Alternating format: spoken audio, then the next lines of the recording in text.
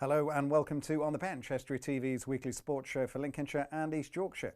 Well, on tonight's programme, we look back at the weekend's local action and deal with some of the key highlights. I'm delighted to welcome studio guest, Superbike rider Craig Neve, and our new On the Bench pundit, Tom Hardy. Welcome, guys. Hello. Thanks for joining us. Also tonight, Matt Denson's been training with the Grmsby Harriers Athletics Club, and Tom Reid is here, of course, to take your questions in a view from the estuary. But first, our regular weekend results roundup in Team Talk. Well, in football, it was pretty much a mixed bag for our local sides, with Hull City taking a hammering at the hands of Newcastle United. Magpies boss Alan Pardew given a £100,000 fine and an improper conduct charge for that headbutt on David Myler. Scunthorpe United, meanwhile, threw away another 3 points, conceding late on to draw 2-2 with Newport, and Grimsby Town got back to winning ways with a 2-0 win over Salisbury. Elsewhere in the region, North Ferriby United beat Vauxhall Motors 2-0, Grimsby Borough lost 2-1 to AFC Emley, Cleethorpes Town drew 1-1 with Hallam, and Brigtown beat Loughborough Dynamo 2-1. In rugby, Cleethorpes lost 23-16 at home to Belper, but better news for Grimsby as they beat East Retford 35-20. Finally, in hockey, Grimsby men's first lost 3-1 to their Rotherham first counterparts. However, in the ladies' hockey, it was better news as both registered away victories. Grimsby first beat Newlands first 8-0, and Grimsby seconds beat Lincoln thirds 7-0. And in ice hockey, Hull Stingrays lost 2-1 to Dundee Stars. Well, thanks again to those clubs who sent us results this week. If you'd like your club's results featured in Team Talk, simply email us at onthebench@estuary.tv. Well, let's just pick up on a few of those results now with our guests. Tom, first of all, let's look at Hull City first. We'll talk about the big issue in a moment, but a pretty comprehensive defeat for the Tigers. Yeah, disappointing, especially with the recent run of form that they've had. They seem to be building up a decent run. Looked like they were safely away from relegation. And obviously this one, it's a bit sort of quite a bad defeat. It's a real setback because it's still very tight down there, isn't it? It is, yeah. There's not many points separating the clubs sort of from the middle of the table down right to the bottom. And Hull have looked good so far in the past couple of games, and they've been building up a bit of a run. And this one sort of does set them back a bit, and it's a big defeat as well against a Newcastle side who they've been a bit inconsistent this season as well. Let's talk about Alan Pardew. Everybody else has been. Have you ever seen anything quite like it before? No, not that I can think of, no. Not where a manager has gone for an opposition player in such a way that he has. I was thinking about it and I thought, I don't know whether there's any previous from Myler was previously a Sunderland player. I don't know if there's anything that's gone on there. I'm not sure about that. But well, there certainly is as far as Alan Pardew is concerned. I mean, he's always had that sort of tendency, hasn't he, as we've seen? Yeah, and he's been involved in a lot of different things this season. Obviously, the things he said to Pellegrini in the Man City game as well, he was in trouble for that. But it's not a good thing for Newcastle. It's the last thing they want, which put a dampener on a very good win for them as well. I just mentioned the £100,000 fine he's been landed with. We've heard about the improper conduct charge from the FA now. What do you think the upshot of this will be? I don't know. It depends what Newcastle decide to do as a club. Obviously, the FA have done their part. I can't see what Newcastle are going to do. Whether they'll sack him, whether he gets a stadium ban or a touchline ban, obviously remains to be seen. Craig, lots of tension in motorsport as well. Have you ever come across anything like this from those looking on from the sidelines? Yeah, not quite like that. There's always a bit of argy-bargy in the paddock afterwards, if someone's duffed somebody up doing some sort of manoeuvres, but never quite like that at the weekend, no. Tom, Grimsby back to winning ways after their exit from the FA Trophy. They can focus now on the playoffs, can't they? They can, yeah. It's a very good result against a team that are obviously up there competing with them for the playoffs. Salisbury, it was a tricky tie, but they won it pretty fair and square. They won 2-0. A good result for Town, I think. They had a couple of injuries as well. I think there was 3 or 4 players that were injured. So I think Paul Hayes will be very happy with that victory. Yeah. Nice to have the points in the bag, but to have the games in hand, the pressure's going to be on them always, isn't it? That's the thing, and we saw last season when they were battling for top spot, and they had games in hand that was caused from the postponement because of a congestion or something for a Macclesfield game last season, and I think it eventually cost them from challenging for top spot. So it remains to be seen whether they can actually, these games in hand, they can make full use of them and get up there and secure a playoff spot. What about Scunthorpe United? Still going great, aren't they? Doing very well. Obviously, Russ Wilcox still unbeaten as manager, but they keep letting in these last minute goals, and obviously they'll be concerned about that, but they are doing very well in the league. And it seems like years since Brian Laws was there. Since he was at the helm, he's really turned it round, Russ Wilcox. He has. He's done very well. He's got some good players in. There's a lot of players that probably should be playing a little bit higher up, some people might think. Paddy Madden up top, he's a very good striker. And Sam Winnell's top scorer in League Two, so he's doing very well. He's been a good signing. Finally and quickly then, Tom, just how important is that promotion achievement for Scunthorpe United should they make it? And it looks very much as though they will now. I think it'd be huge, and I think they're the sort of club that do deserve to be in League One and even pushing for the Championship. So yeah, it's very good for them. Good. We'll talk some more in a while. Well, next up on the show, Tom Reid is here to answer the questions you've been sending in. Here's a view from the Estuary. Thanks, Rob. Let's take the first question. Do you agree with F1 rejecting the double points scheme? There must be a good reason for Bernie Ecclestone to sort of want to introduce this, and I believe it's because of falling audiences last season, because Sebastian Vettel won the title 3 games before the end of the season. So fans might have not wanted to see it, or it's a done deal, so they don't need to watch the remaining games. So he wants double points bringing in for the last 3 games of the season. But most teams think this would be a mistake, especially the low-budget teams, as they see early season being a good time to score good points, as it's an unfair advantage for the richer teams, because come the end of the season, they're on form, they're on fire really with the racing, because at the start of the season you've got the unreliability factor in the cars and the engines and the drivers. So low-budget teams would not like this at all, and obviously fans, 90% of fans when asked think this is a wrong thing to do. So I don't think it's going to go ahead this season or maybe the season after, but I personally, I'm going to pull a cat out of the bag here. I think it would be great because it gives those teams out in 5th and 6th position to maybe finish 3rd or 4th and then get the rewards for it and shoot up the table. Should Roy Hodgson use Wednesday's game against Denmark to experiment? Yes, I think Roy can do that. They've already qualified for the World Cup, which is just round the corner. So the pressure has slightly eased for England and its players. So I think Roy can now have the freedom from the FA, obviously, and his coaches, to give the younger lads a chance to impress. And this is, it's probably the best chance because there's no really pressure on the result. The result doesn't really affect anything too much. So the young lads can come in, try and impress. Roy can play with his tactics as well and maybe formations. And of course, Denmark may do the same. So I think, it'd be a wise decision to do it. From Roy's point of view, his eyes will be on the performance, as I said, not the actual result. So it's his chance to sort of highlight the best attributes from his players that he can take to the World Cup, with pace, passing ability. He can try and get that out of his players, and some of the players he's not even used before or rarely used, he can have a look at. Can Louth United get enough points to avoid finishing bottom of the table? That's a great question. I think it's a tough ask, actually, when you look at the standings. They're currently 22nd position with 10 points. The team above them in 21st place is Appleby Frodingham. They have 12 points, so they're only 2 points off them. But then you look at the next side, Hallam in 20th place. They're on 22 points. So Louth are in fact 12 points behind those, but Hallam have 3 games in hand. So if they win those matches, then there could be a good 20 points behind. So I think it's going to be really tough. Obviously, there's 10 games left to go of the season. That's 30 points maximum. So if Hallam win those 3 games in hand, plus another 2 games, then they've got no chance of finishing 20th. So it just relies on 21st position becoming free. But Appleby Frodingham, the pressure's on them, only being 2 points ahead. But obviously, Louth have to win all their games, and Appleby have to lose some as well. So I think it'll be tough, but mathematically it is possible. They can avoid finishing bottom, but I think it'll be tough for Louth. Thank you once again for your questions. If you want to send one in, you can do so on Twitter at AskEstuary, or you can now email the programme on the bench at estuary.tv. Thanks, Tom. If you want to send Tom your question, you can tweet him at AskEstuary.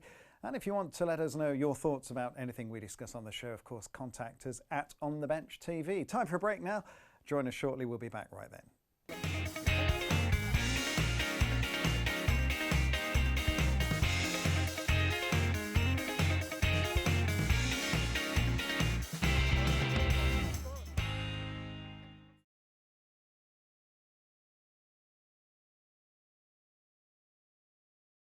Yes, welcome back to On The Bench. Well, I'm joined in the studio by Tom Hardy and Superbike rider Craig Neve. Craig, again, thanks for joining us. I understand you're about to head out to Spain. What's going on there? Yeah, Wednesday we're going out to Cartagena in Spain. 4 days testing on the Spanish Superbike. Hopefully get dialed in and be ready for round 1. Let's talk about your story. It's quite an interesting one, isn't it? Because football was your first love. Yeah. Yeah, I mean, at a young age, under 16s, I was playing for Grmsby Town youth team, and yeah, it was going all right, and got a bit of an injury, and that sort of finished me off. So I was sort of looking at what I could do next. I needed something to be competitive in, and I'd grown up with my dad racing bikes, so we decided we was going to give that a try. Went on a track day with an old bike we had in the garage and loved it, and just carried on. 5 years later, here we are. You're a tall lad. I can even see that sitting down. Yeah. Isn't he, Tom? Yeah. What would you make a good centre half, centre forward? What was you? Yeah, I was centre forward. It was good with the football, but not so good with the bike racing. The smaller you are, the better it is for you. So when did your first love of bikes seriously start? As soon as I threw my leg over one, as soon as 5 years ago we did a track day at Cadwell, and that was it really. I thought, yeah, this is for me, and I just wanted to pursue it. Where did most of that early support come from? From my family, yeah, from my family. Sponsors are hard to come by, and now we've got a few good lads helping us out. They're real good with the support and everything like that. But your family is first, and that's where it comes from. Yeah. I'm looking at the shirt with the presumably sponsors' names on there. Yeah, it's just last year's shirts as we're waiting for the new ones for this year. Cormac Scaffolding and Limbrook Services. They're our two biggest sponsors, and they're the team name this year, Cormac Limbrook Racing. How difficult was it to get that sponsorship? Very difficult. Yeah, it's you see, for sponsors to come on board, it's real nice, and everyone's looking for results straight away. But a lot of good lads have stuck by me through some hard times over the last few years, and they're in the long game with me, and hopefully we're going to get the results in the end. Let's talk about Spain now then. Yeah. New challenge for you. Yeah, it's last year's racing 600 bikes, and this year we're racing 1,000 superbikes in the Spanish Championship. It's going to be really good. There's some real good lads over there on proper factory bikes, so it's going to be interesting, and I can't wait for the challenge out there. How difficult will that step up be for you? It's going to be difficult, yeah, it's going to be difficult, but I'll know more after these 4 days in Spain later on in the week, and then we'll see. You're up against some pretty stiff competition. Yeah, it's going to be difficult. There's lads in there that have been at Grand Prix level. It's going to be really, really tough. Yeah, not just that, but the T races as well later this year. That's another big aim for you, isn't it? Something slightly different. We're going to be going road racing at the Manx Grand Prix in August. Considered the most dangerous road race in the world, I suppose. But yeah, really good. And my overall ambition is to win a TT. So to start, that journey later on in the year at the Manx Grand Prix is something I'm really looking forward to. What excites you about this? I mean, you say it's the most dangerous. It is, isn't it? Traditionally. Yeah, and that's probably what excites me.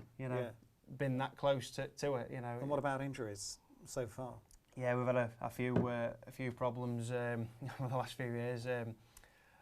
Probably my worst one at the minute is my posture isn't brilliant. I've got sort of 4 vertebrae that are all fused together.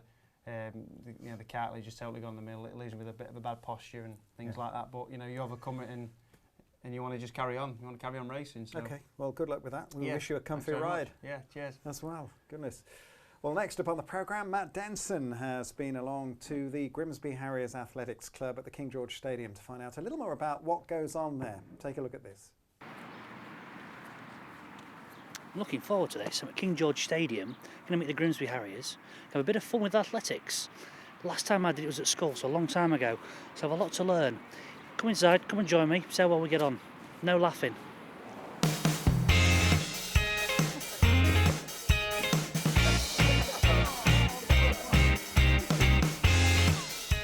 Anthony, how are you doing? I'm fine. Head coach, Grimsby Harriers. Yes, is that head right? coach, that's right. Now I understand you're going to put me through my paces today. Yeah, we're going to do a bit of multi-eventing with you today. So Okay. we're going to do a bit of high jumping, a bit of shot put, a bit of discus, and we're going to do a bit of running on the track with you. So I'm going to need some energy today, is that right? Lots of energy, lots of enthusiasm, and lots of fun. Well, I look forward to putting me through my paces. Okay, that's Thank great. you.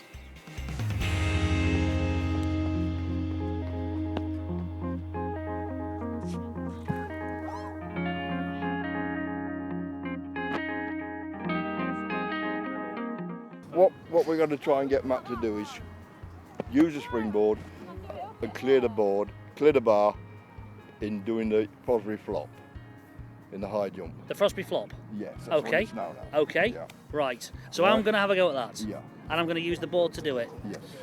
Good luck, eh? So we'll just do your short run up Okay. and show you how to do it. Fantastic. All right. Let's do it. Right. Let's try it. I'll go through you guys, I want. Right, sweet. Ready? Yeah.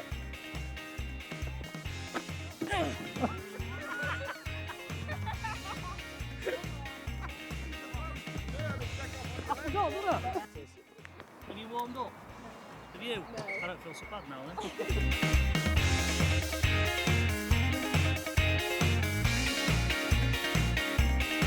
Right. Go! Where are you? Where are you? Oh, yeah. So Pat, hello, thank you. Hiya. Thanks for having us. Now, we've come across to your event. Yeah, I'm a throws coach. I've been a throws coach for 12 years for the Grmsby Harriers. Start off real small and get real hard. We put kids through, and adults through a regime of training, and then we go from discus, hammer, shot, javelin, varying sizes. And you've got 2 disciplines for me today, and those 2 disciplines are? Discus and hammer. Let's give it a go. We will do. Let's do no it. problem.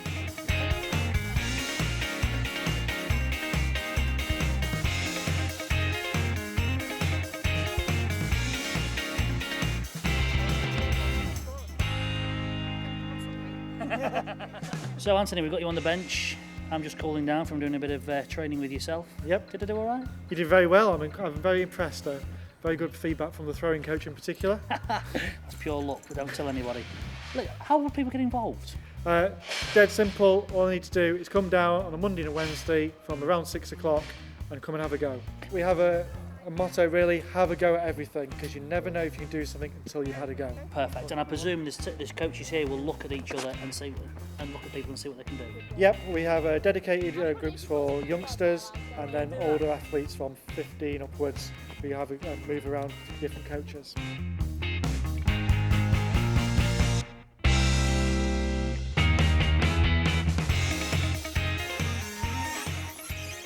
Wow, what a great evening. Been at Grmsby Harriers, absolutely put me with paces. I've been doing shot put, javelin, hammer throwing, running. I've been beating every sport. You've got to enjoy it. Get yourself down here. King George Stadium in Cleethorpes. Many other places you can go to. Get yourself involved. I'm worn out. I'm time for a break. Take it away, Eddie.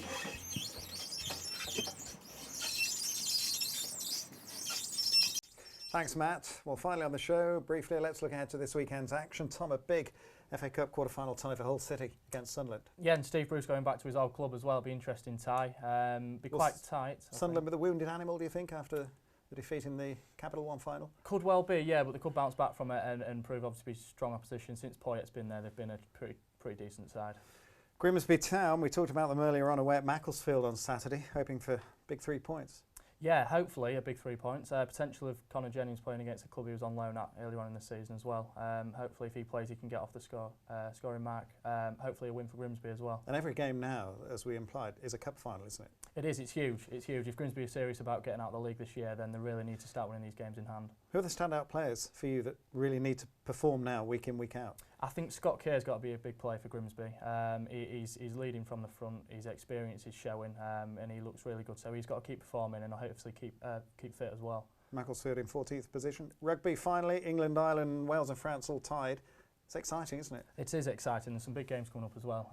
Obviously, England have got Wales and Italy to play, and hopefully they can get wins from those games. Obviously, it's for anyone who's at the top, the 4 teams that are on 4 points. So who will hold the nerve?